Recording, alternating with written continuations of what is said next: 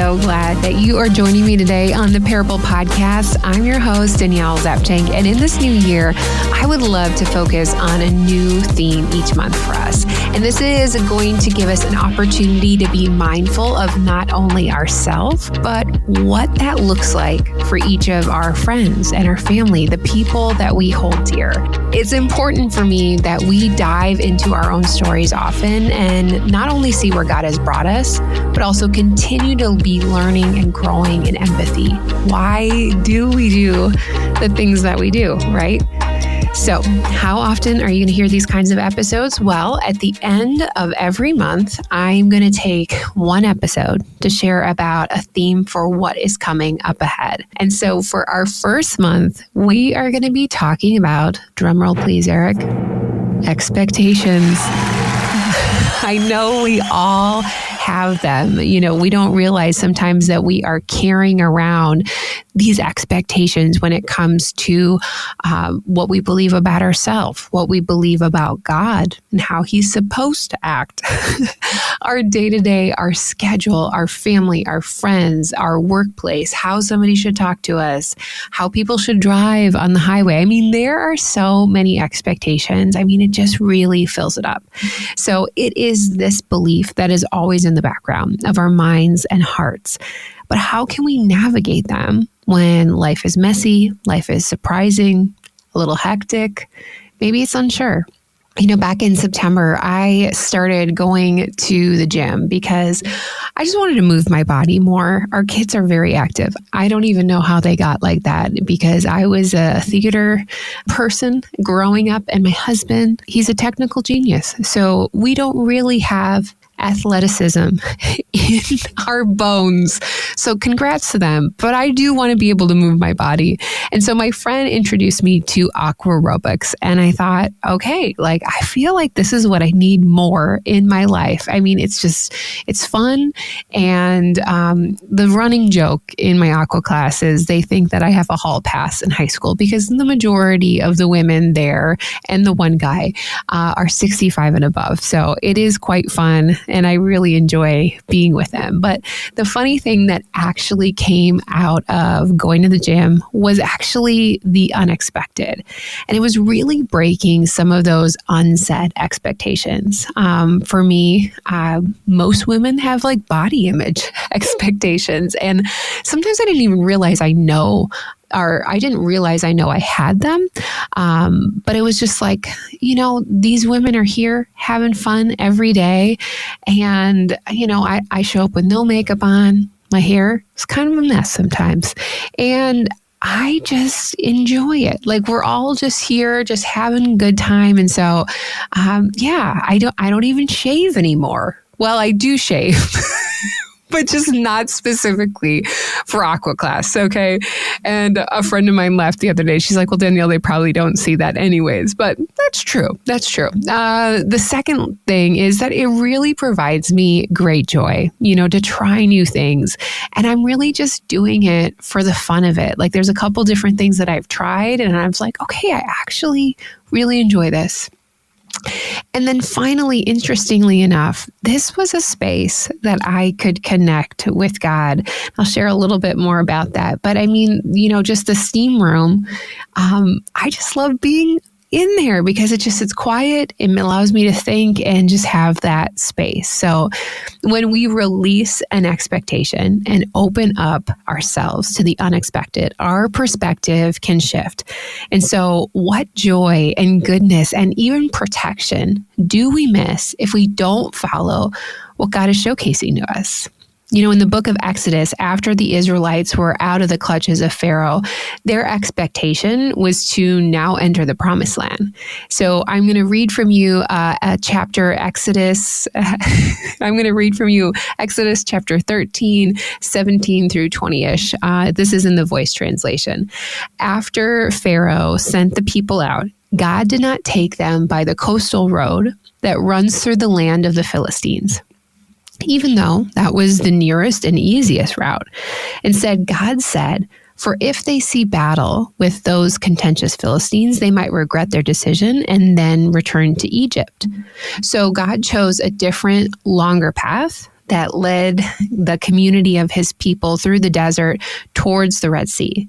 And the Israelites marched out of the land of Egypt like an army ready for battle. The Eternal went on ahead to guide them during the day in a cloud shaped like a pillar. At night, he appeared to them in a fire shaped like a pillar to light their way. So they were able to travel by day and by night.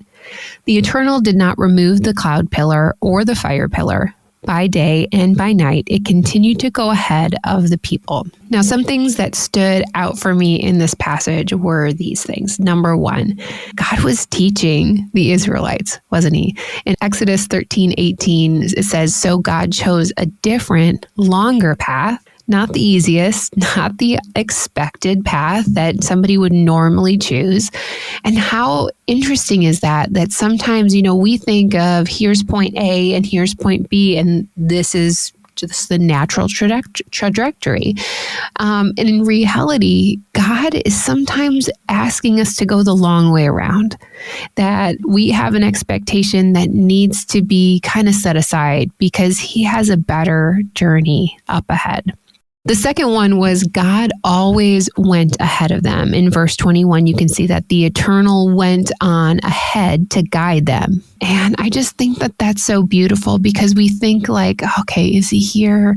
I'm not really sure, but he's always going up ahead of us. And then God was constantly near them. I didn't really do this research until I was kind of walking through this idea, but that pillar of cloud and fire, that was there for the whole 40 years. I couldn't believe that. It wasn't just like I'm going to just be here for just this season, or I'm just going to be here for just this week or this one moment. No, God was constantly near the Israelites. And then finally, God never removed that pillar. We know that because we can look at scripture now, we know what's coming up ahead, is that the Israelites, they're going to mess up, right? They're going to try to do their own thing. They have their own expectations. But God continued to keep the pillar with them because he cared for them, because he loved them. And I guess that's why I'm so grateful for the Israelites who had these expectations of what was going to happen. And then surely they thought like, oh, you know what? They were going to die because all of a sudden then Pharaoh started coming back after them after they exited Egypt. And then they were backed up against the Red Sea and they were surrounded on all sides. And here's where God does the unexpected. He used that pillar to confuse the Egyptians, to protect the Israelites. And then he opened the water and he allowed them to pass. Talk about the unexpected. I mean, that would not be an option that I could believe was going to happen. So this week, I had a couple of chats with our 15-year-old and, we're just working through her unmet expectations. And, I could have left her to figure it out on her own. And sometimes we have to, but for some people, like my daughter, she just needs to process through it and just realize, okay, what were the things that I need to let go of? What are the things that are just really matter? And it's because a parent walks alongside their kids. They love us through it. And it's just like 1 John 3:1a says. It says, consider the kind of extravagant love the Father has lavished on us. He calls us children of God. It's true. We are his beloved children. And the funny thing about that is that, I think about my daughter and, I'm telling her all this wise and wonderful stuff. At least I think it's wonderful and wise. You can ask her if she agrees. But then I constantly remember, and I feel like it's just like the Holy Spirit tapping on my shoulder, being like, hey, yeah, just want to let you know, remember, you're a daughter to God. And I'm sure he does the same thing of just like, he just wants us to kind of process through these expectations with it and just realize, okay, maybe it's in the unexpected. I told you that I like the steam room at our gym. And, for me, I think one of the expectations I have about my faith sometimes is, at every moment, I should be looking for opportunity. I should be in a moment. Should I be praying? How long should I be praying? Should I be praying for this person? Is it time to pray for this next person? Like, I don't know if it's just because I'm a multitasker.